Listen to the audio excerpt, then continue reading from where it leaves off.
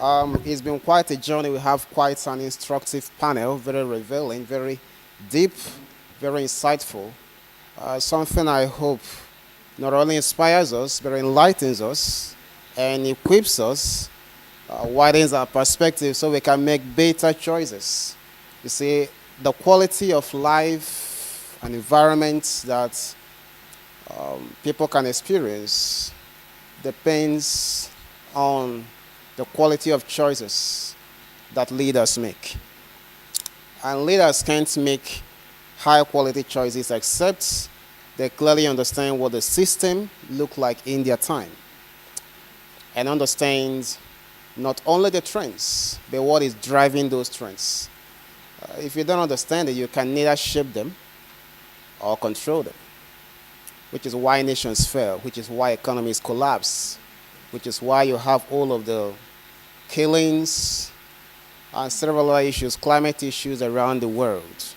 But the responsibility of leadership is to cause change. The responsibility of leadership is to expand possibilities for people. I remind you always, again and again, that we shoulder the burden of lifting people out of poverty. The destiny of people in our generation rests on our shoulders. I don't want you to forget that. So moving on now, we are going to be having the next keynote, and I wanted to introduce the man himself by myself because it is such an honor that he could come all the way from Abuja to this place to join us. Mazi Dr. Samuel Huabonwa is a man that needs no introduction, actually. He's been at the forefront of responsible leadership, not just in Nigeria, where he comes from, but in Africa and around the world. As an executive in a company, he drove change and demonstrated that faith makes might. He's an inspiration to many people, including me. You see, it's a privilege that I have a very special relationship with him and that he can count on me on certain things. And for him to honor this invitation and come all the way from Abuja, Nigeria to this place is something is very humbling. Put your hands together for him. Now, Mazis Dr. Samuel Huabonwa will be taking us on a journey of the purpose and power of governments in a world as we live in right now.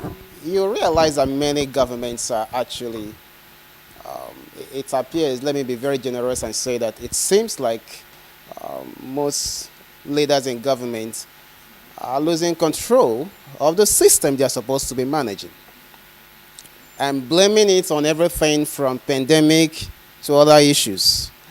The responsibility of a leader is to manage those complexities effectively.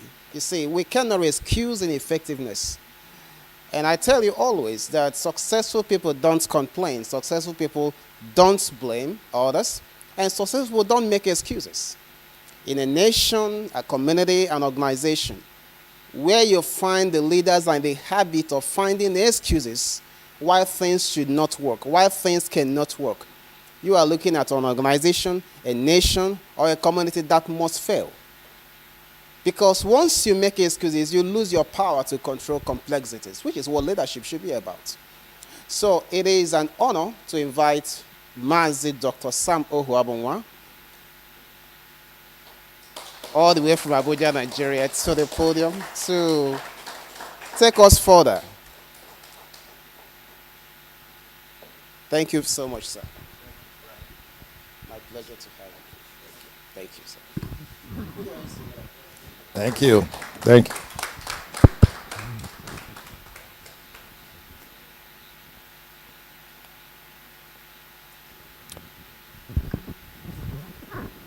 Good afternoon.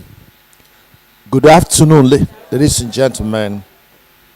I wish to thank God for the privilege to be at this meeting today, and also to thank Dr. Reuben for the invitation and also the kind introduction. I really have enjoyed the time I spent here. I thank God I didn't come and just deliver my keynotes, and I will have left because, of course, there are other schedules. But the time I stayed helped me to listen to some of the issues that were being discussed and also get some other perspective, because we're in a world where we're constantly learning, and anybody that stops learning begins to die.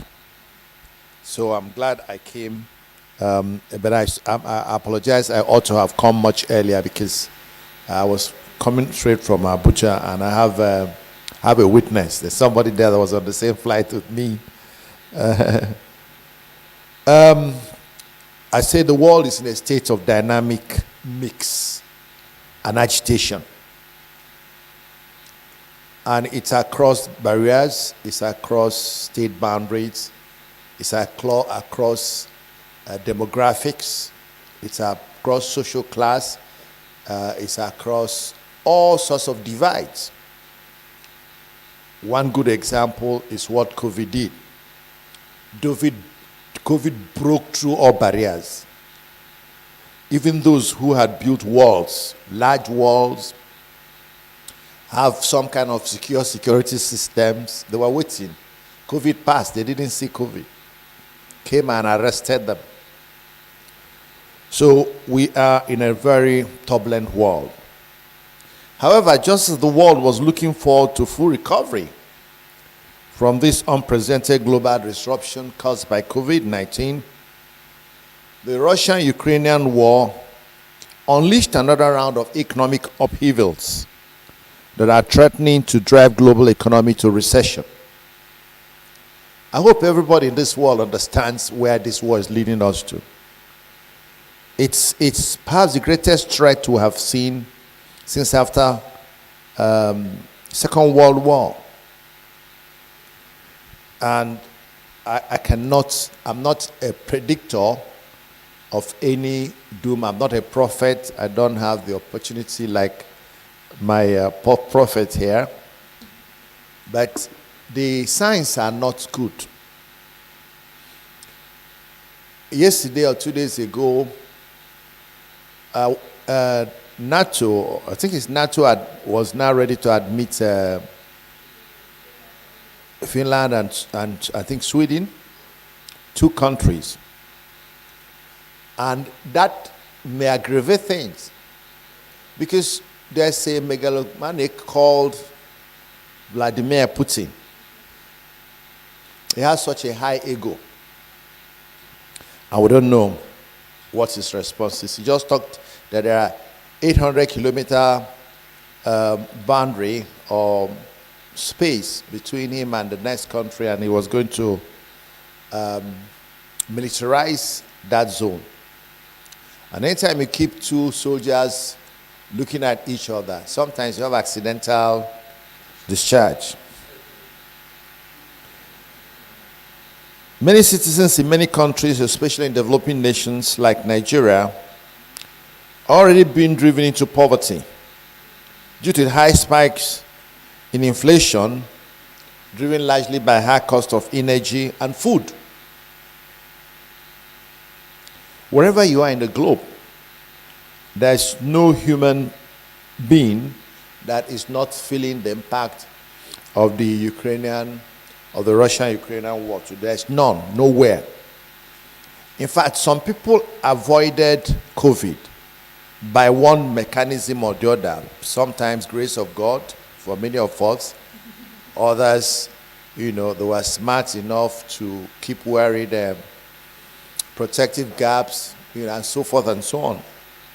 But I don't know anybody who is able to evade the economic upheavals right now. If you have, please show me the formula, because I'm buying diesel. I'm looking for how I can avoid that.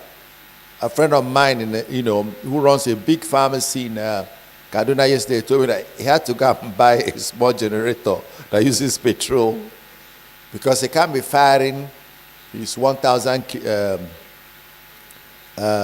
kV, or what do you call it, kVA generator that drinks diesel like water. So it's a problem. Additionally, many countries of the world today, safety and security of lives have worsened by increasing terrorist activities, banditry, and the worsening gun violence in certain climes. For example, in the United States, gun violence has become an epidemic that is today perhaps consuming more people in the United States than many nations at war. All these adverse developments are beginning to question the purpose and relevance of governments. More so in countries like ours, Nigeria. Having recently concluded my participation in the presidential primaries of one of the leading political parties in Nigeria, the subject of this discourse seems very opposite: the purpose and power of government in a changing world. Purpose of government. The oldest and simplest justification for government is as a protector, protecting citizens from violence. That's why Thomas Hobbes Leviathan describes a world of unrelenting insecurity without a government. He described it brutish, short.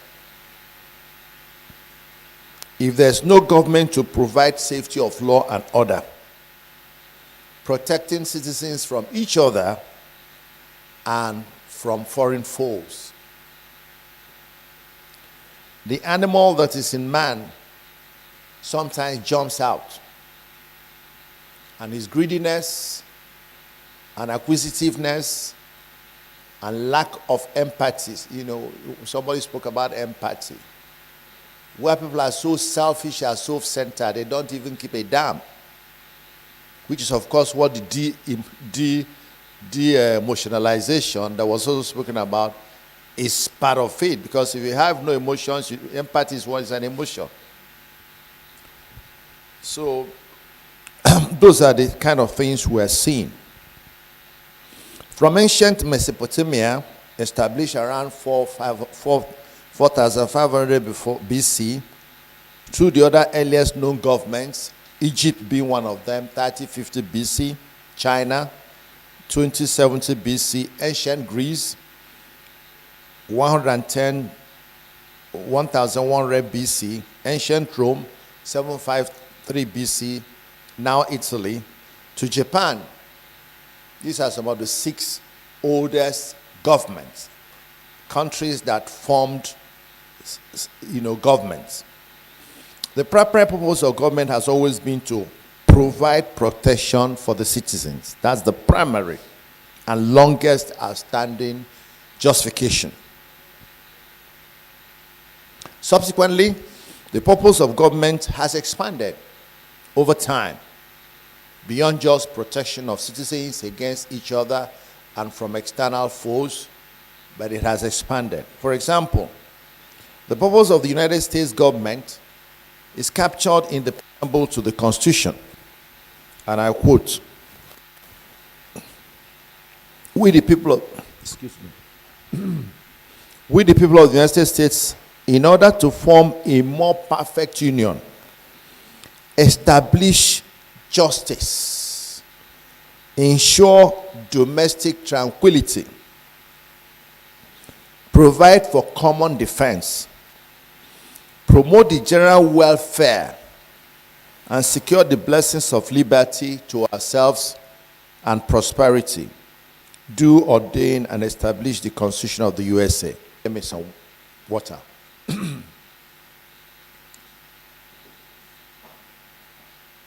All right, thank you.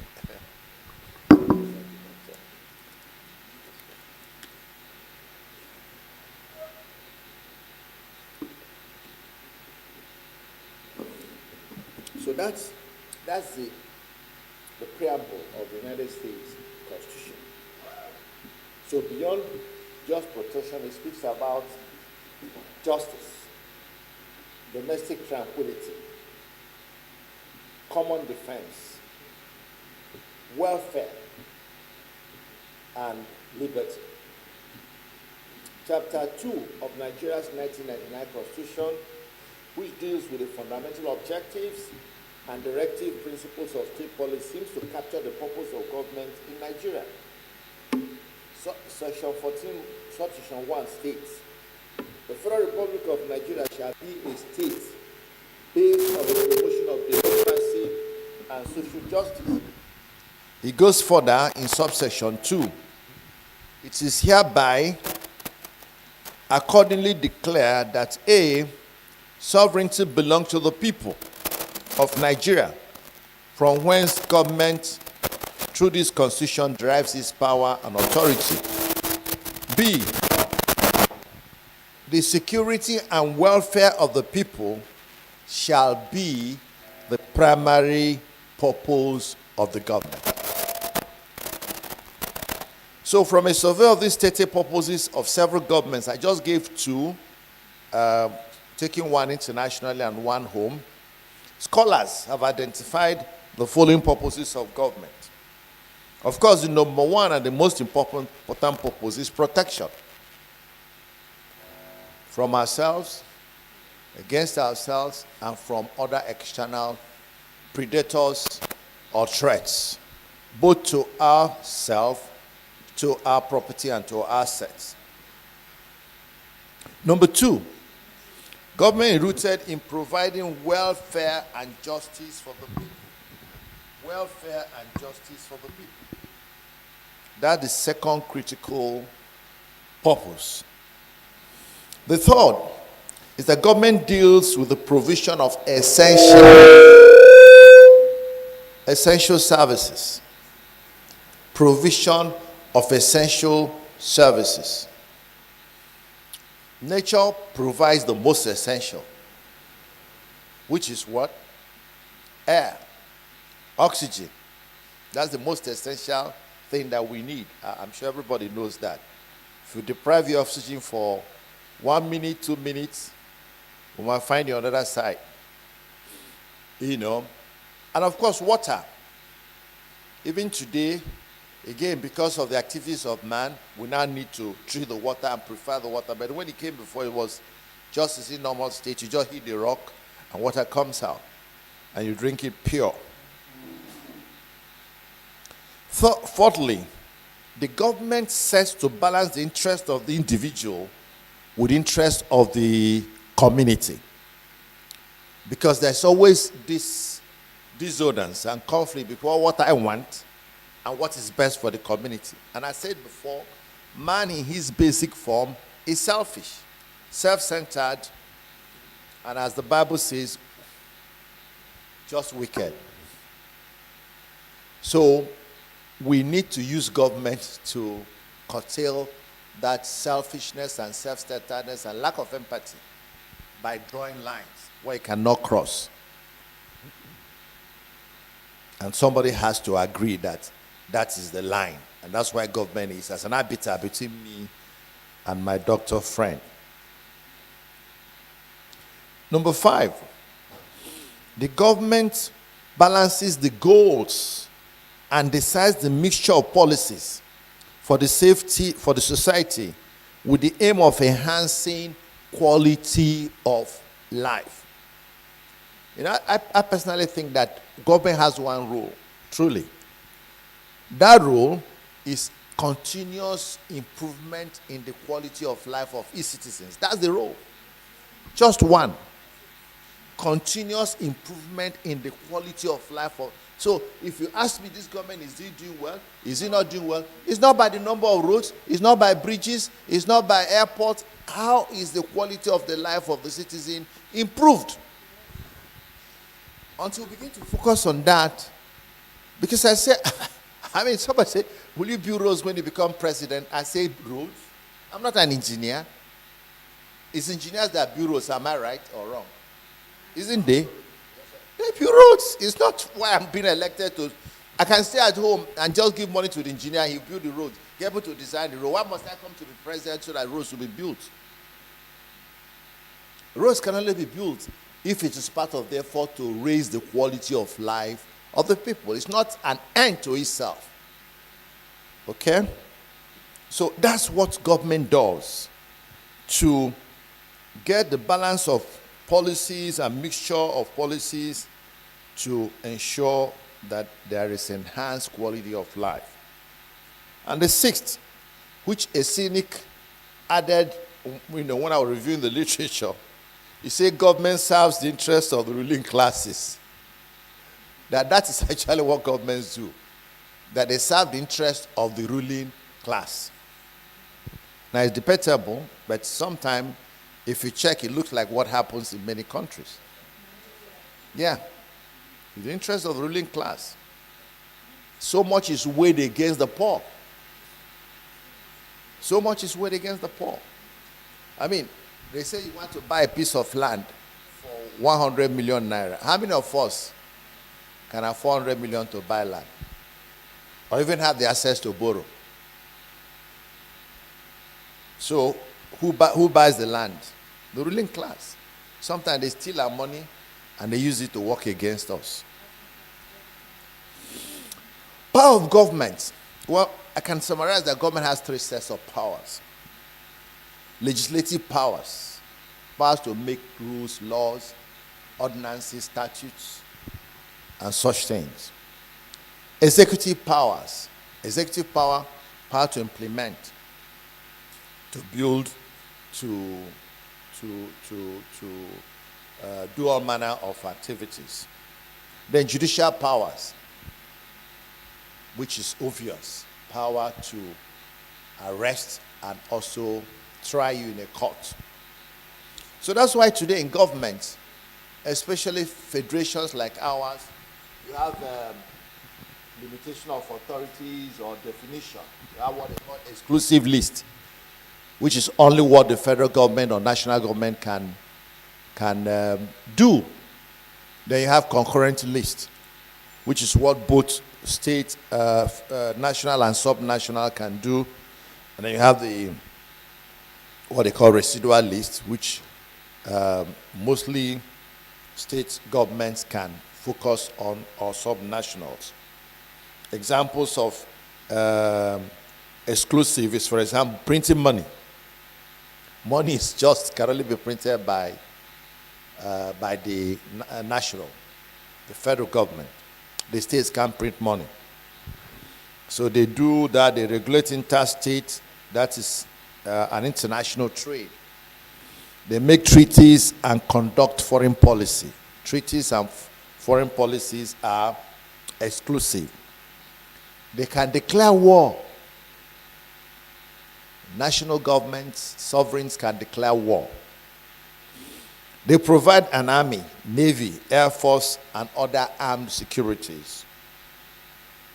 They make laws necessary and proper to carry out these powers across the nation.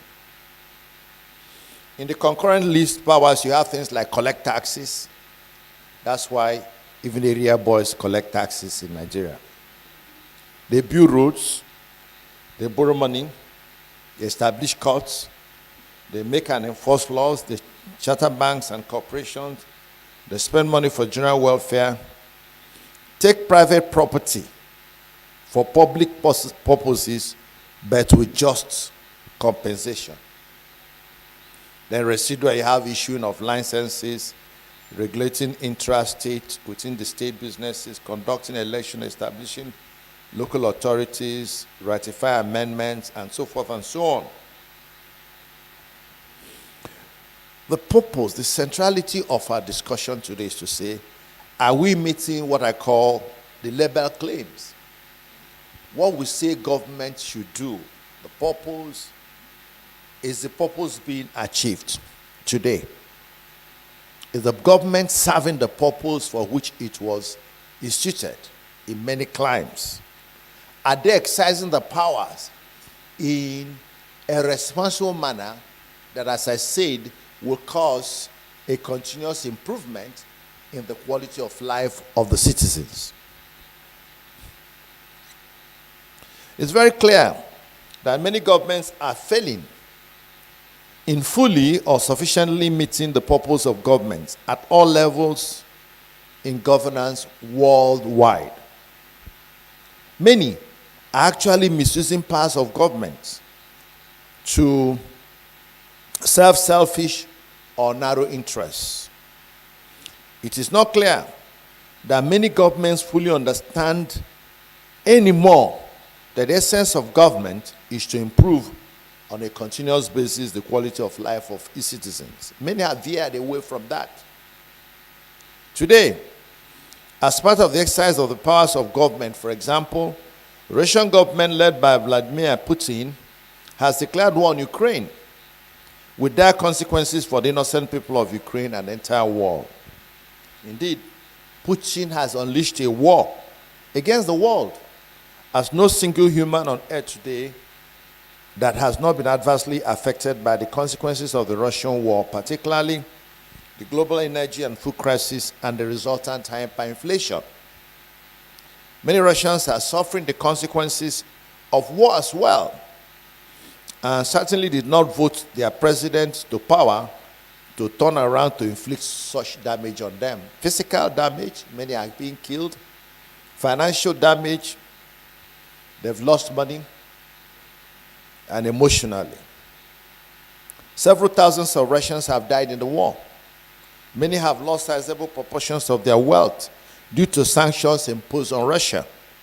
All of us are witnesses to how many people died unnecessarily because of President Donald Trump's politicization of the COVID protocols, or the humiliation he brought to the United States with his unsubstantiated claims that he lost the last presidential elections due to massive rigging, a claim that has sent many to jail and proposes to send more people to jail, those who invaded the U.S. Congress on January 6, 2021. Coming nearer home, ladies and gentlemen, it is clearly evident that many African countries are running rogue governments that have woefully failed to meet the minimum requirements of a government. What is happening in Congo DRC is sheer exploitation of the people and a pathetic reduction in the quality of lives of a people who live in a nation that is well endowed with mineral resources. DRC could be some of the richest country in Africa. Similarly, it does not look like the people of Somalia, Eritrea, and Sudan are enjoying the fulfillment of the stated purposes of their governments. When we compare that with the good governance and economic resurgence in Rwanda and the growing international recognition of Rwanda as the poster boy of good governance in Africa, we can really see the difference between the impact of good governance and that of poor governance. Some governments exercise powers excessively and have become clogs in the wheel. For example, rather than becoming facilitators of businesses and growth, they turn around to become growth inhibitors, sometimes using excessive taxation and other forms of oppression. Rwanda and Ghana are driving change for good despite the global pressures in their climes. When Brian was talking about people giving excuses, COVID, the rain, the climate, go and see what's happening in Rwanda. The man came from the bush and brought a country that was torn, destroyed, literally, and brought it back to life. And today, Rwanda is the poster boy. If Americans or foreigners are thinking of visiting Africa, they think of Rwanda first. The very small country of very few people, they're attracting so much investment. They're next Ghana. Today, most people who have to come to Nigeria, by all means, stay in Ghana. They fly here in the morning, they have their meetings, they fly back to Accra in the evening. Nigeria is currently a basket case.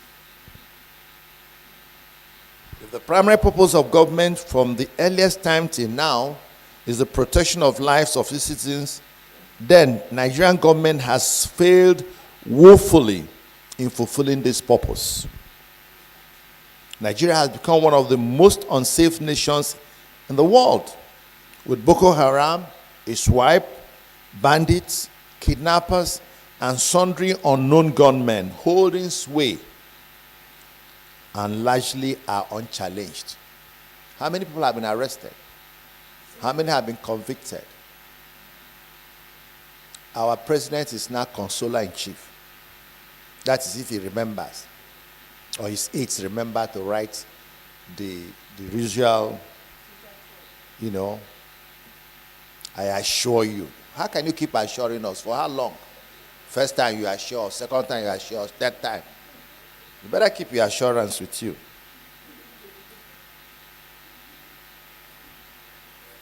Nigeria has since 2018 become the poverty capital of the world, with nearly 71% of Nigerians regarded as poor by the World Bank. We have a nation that cannot profitably exploit its natural resources to lift the quality of lives of its citizens. Nigeria has become a classic example of what poor governance can do to a nation and to a people. Reversing the trend. With the current levels of poor governance and abuse of powers by agents of government in many climes, and even in subnationals, it is important to seek ways of reversing the trend and ensuring that governments fulfill their purpose of establishment and use their powers to advance the well-being of the citizens and improve global prosperity and peace. Number one, leadership recruitment through selection. In many countries, political leadership recruitment is very faulty and in many cases fraudulent. The recent presidential primaries in Nigeria, especially among the major political parties, exemplify what is patently wrong with our leadership selection in many African countries. Nigeria being the worst case, in my view. It was more of a bazaar, with the highest bidder emerging victorious. It will be a miracle for the kind of leader that will govern selflessly and work to achieve the purpose of government and use the powers of the government for common good to emerge from this type of process. It will take a miracle. When I was going to run for office, very good, my people who love me, my friends, say, Sam, don't try. Don't even waste your time. I said, no venture, no success. We have to challenge the status quo. The moment you accept it as infallible, unchallengeable, then nothing will change. They will dig stronger and dig deeper and build bulwarks. But the more we have people challenging, the more we weaken the foundation, and one day it will crumble.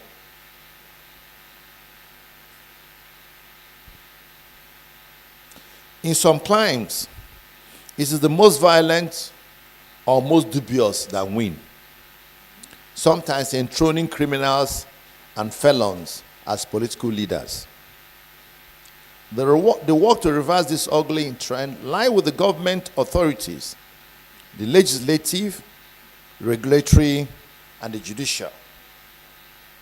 But the truth, ladies and gentlemen, is that a new crop of leadership needs to emerge that will have to understand global trends, be technology savvy, and competitive. Leadership in a country that is not aware that it's operating in a global milieu where there are definite and finite global resources, and that every country will be seeking how to optimize these resources for its own advantage, for its own citizen, that kind of leadership must fade. We need leaders who wear antenna and who measure the changes not only in global temperature and pressure, but also the flow of currencies, the flow of capital, and understand what is driving them. That's the leader we need, who is not satisfied with average, mediocrity. A leader that should be seeking optimum place for Nigeria in the Committee of Nations, where we can stand up and say and show that we are some of the best in the world, not some of the most miserable, as we are forced to project ourselves. A new crop of leadership needs to emerge that will have to understand global trends, be technology savvy and competitive. In some climes, they are emerging, but in other climes like ours, they are being stopped. That is our tragedy. Number 2, citizen/voter education and activism. Many of the derelict politicians get away with their evil devices and imposition of impostors as political leaders because of citizen docility. Some of this docility is caused by ignorance. Some is caused by dehumanizing poverty. Some caused by self-resignation. Any government or nation that wants to get its bearing right must embark on massive citizen education and enlightenment. There's also a great role for civic society here to claim the space and get the citizens to understand the dangers of selling their votes or being indifferent, like what Patutomi calls the complicit middle. People who are just comfortable, so they just don't worry. Don't see me, I'd say nothing, nobody should hear me, let me just do my business, move from Banana Island to Snake Island, from Snake Island to Atlantic Island, till they end in Atlantic Ocean. So that's just they're just happy. Go play golf, come to Polo Club. They don't say a word. They see people want to run for office, they just laugh at you. They think you are crazy. Some even tell you straight, you are crazy, Sam. And yet, they want the country to change. How will it happen? Prayer and fasting? That's one method, but that's not all. Because my Bible says, faith without work is what? Dead. We have to pray and we have to walk.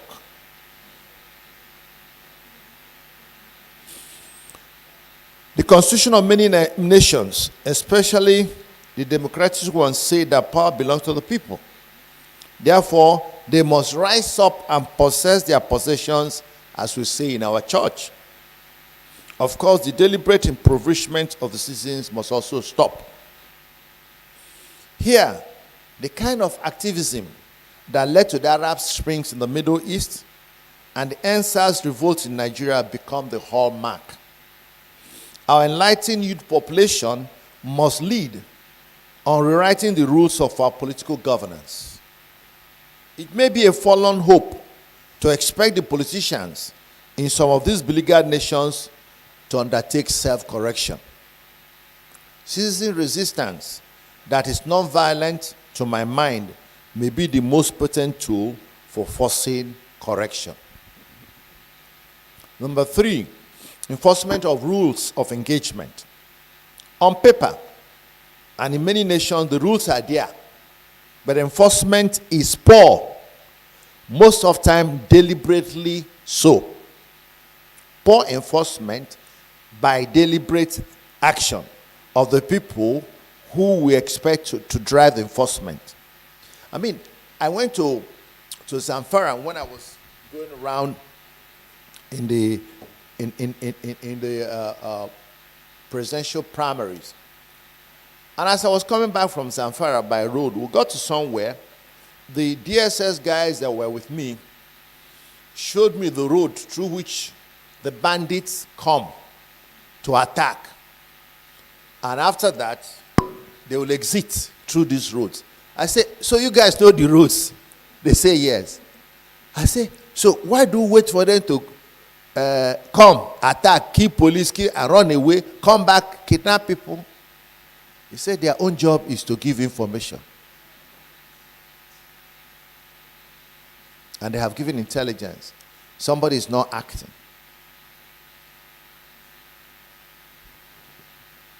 In fact, that same day, 15 minutes after we passed One Health Technology, they came there and kidnapped people.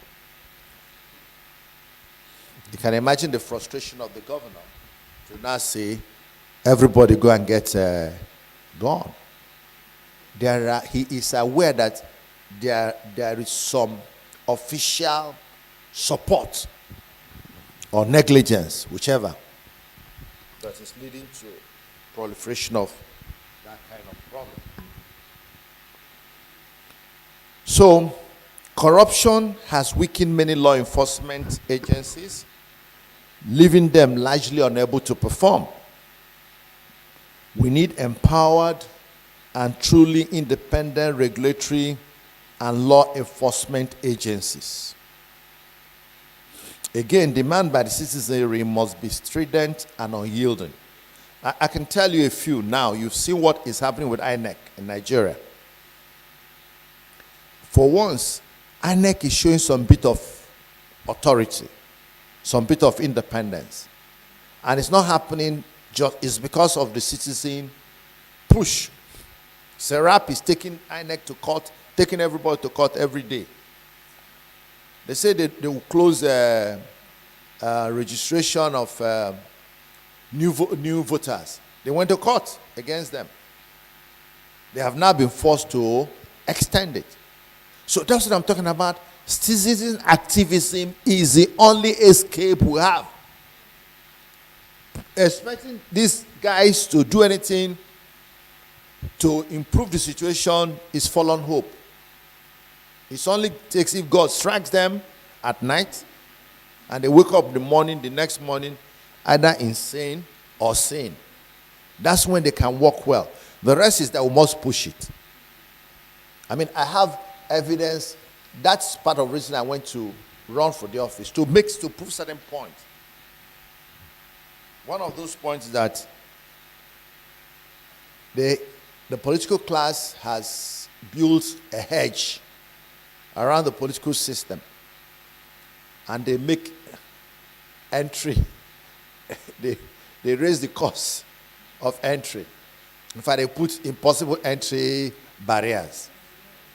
If you're able to get 100 million, all you're going to do, come and bring the dollars to give to delegates.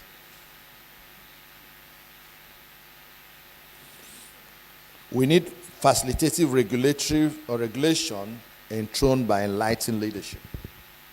Number 4, international alliance against poor governance.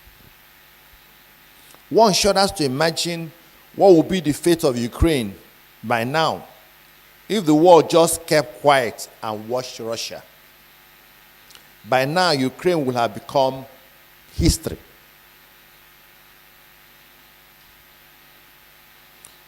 African Union talks of the doctrine of non-interference in the internal affairs of other nations. For me, this is a selfish, self-protective decoy so that they can protect themselves and do evils and nobody will ask. United Nations, African Union, Commonwealth of Nations, and every other such international organization should include in its statutes minimum behavior and minimum conditions that will be accepted from any member nation. Any nation that goes below this level must immediately be challenged to avoid the common abuse of powers by political rascals who parade as leaders but are essentially buccaneers who are ready to destroy their nations to achieve personal gains, including ego massaging. The world waited for Hitler to happen. The world watched for too long as Putin gathered Russian forces and resources to begin the recreation of the old Soviet Union. He has acquired Crimea and other regions. Now he's working on acquiring the Donbass and the Donetsk regions. And when he finishes with that, he will move to the next. It's a well-orchestrated plan, and we're watching. What I just load him is that at least this increasing NATO support to Ukraine. If NATO didn't do so, by now, even this Sweden and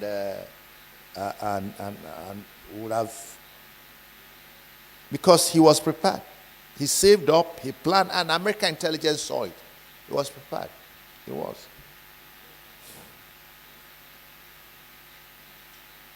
So, as I said, he acquired other regions and we watched. And who knows if the world will continue to watch as he acquires Ukraine, starting with the Donbass and Donetsk regions. The world must stop watching political bandits recycle themselves in many nations, often endlessly amending their national constitutions to perpetually remain in power, sometimes through their children and their cronies. We can truly avert global crisis by using the UN as a watchdog with teeth that can bite. Conclusion. From the early establishment of human communities, some of which later turned into nation states, governments have been established with specific purposes and powers. The most important purpose is to protect lives and property, then to enunciate policies using the powers of legislation and execution that will make life meaningful and enjoyable for the citizens. But from current global trends, it is clear that many governments are no longer fulfilling the purposes for their creation. Many citizens are no longer safe at home or on the roads. While some are confronting this with determination, some others seem to facilitate the growing insecurity themselves. Many are now using the powers of government to oppress the citizens and acquire illegitimate wealth while their citizens wallow in abject poverty. In some circumstances, we may even need less government so that the people can have more space to manage their space. So many years ago, as chairman of the Economic Summit Group, I made two suggestions. They said they were crazy. First one was that there was no question of reforming Nigerian police. We should sack the police completely and create a new police. And I gave them how it could be done. They say it was impracticable. Sometimes, okay, should we stop distributing oil money? You know, this way we do it, we go and give it to federal government will steal some, give to state will steal some, give to local government. Why don't you share the money to citizens? If we want to build road, me and you, my neighbor, can agree to build road. If we want to put anything, we use the money. And when I build my own road with your own, you can build your with us. We are ready to build the road for our own interest when we have the money. They said I was being unreasonable. I said the only way we can become sensible is by being unreasonable. The only way we can make a change is by thinking out of the box. If we follow the least line of resistance, we'll get nowhere. We must think something crazy. And in sorting out that crazy thought, something more realistic may just emerge.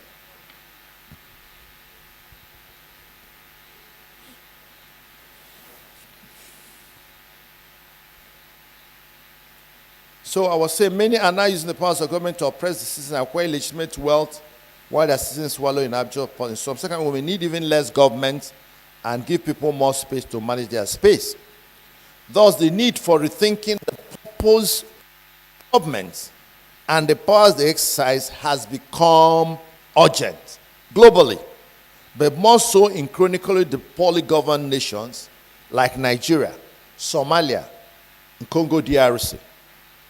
Measures indicated to begin reversing this trend include rethinking leadership, recruitment, selection, citizen education, activism, enforcement of rules of engagement, and the International Alliance Against Poor Governance. But I specifically request this conference, this summit, to put more focus on two of these suggestions. One is on citizen activism. We need to interrogate it and see how we can we can leverage on that and upscale it. It is our shortest way onto salvation in Nigeria. Citizen activism that will involve all of us, from those in the churches, those in the mosque, NGOs, civil societies, and professionals. We should take back our country. It's in our hands. And beyond the money that these guys have, they are generally cowards. These people that are oppressing us, they are cowards.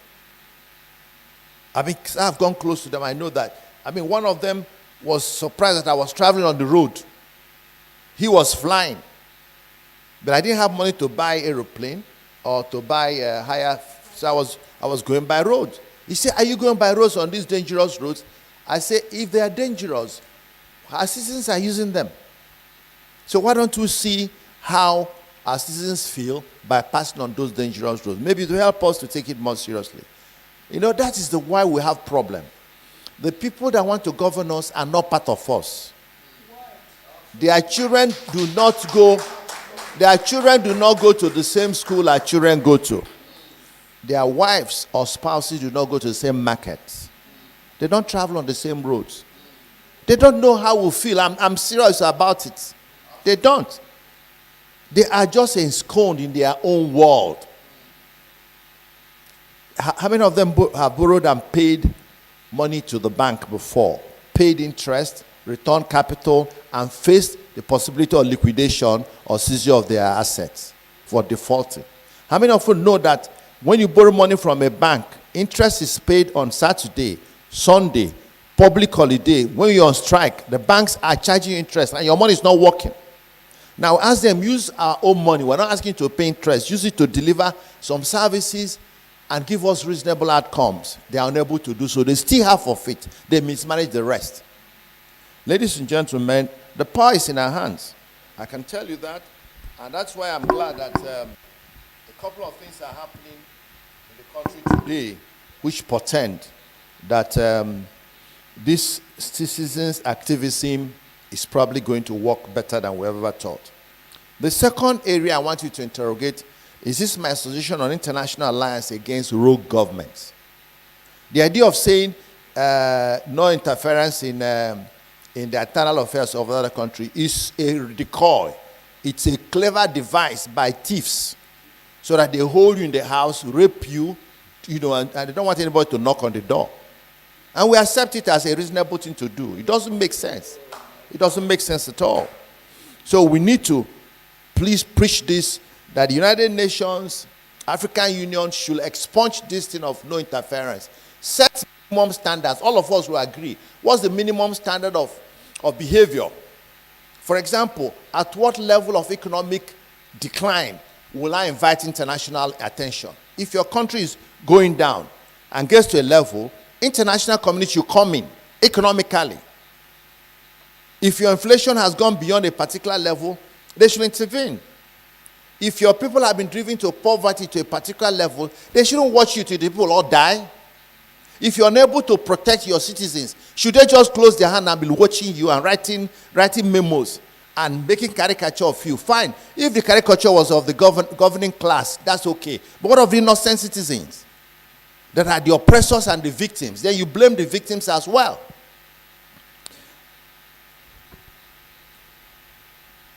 May God help us. Thank you very much.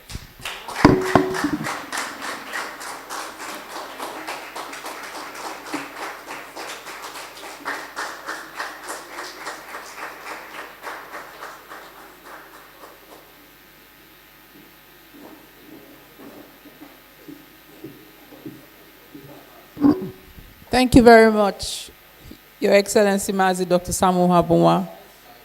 Very insightful, provocative, citizen activism.